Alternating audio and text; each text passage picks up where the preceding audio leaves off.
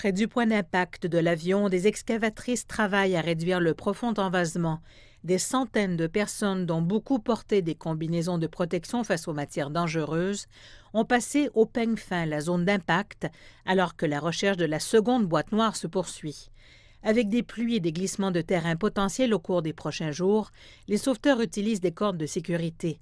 Les sauveteurs ont suivi une formation rigoureuse pour récupérer les boîtes noires et identifier avec précision le lieu de l'épave.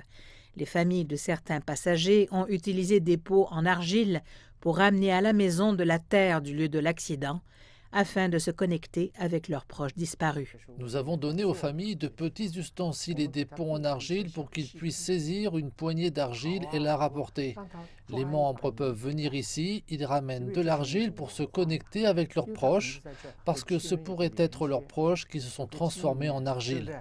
Des experts en psychologie disent qu'il est difficile pour les familles de faire face à la vérité dans les premiers stades d'une catastrophe de cette ampleur. Et quand ils acceptent que leurs proches ont disparu, c'est toujours douloureux. C'est pourquoi des groupes de travail spéciaux sont chargés d'aider les membres des familles endeuillées.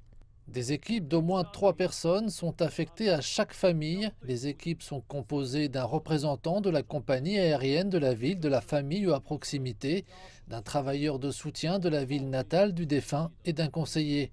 L'équipe de 3 personnes peut travailler ensemble dans différentes villes. China Eastern Airlines a demandé à plus de 300 employés d'aider les familles des 123 passagers que l'on craint morts dans l'accident.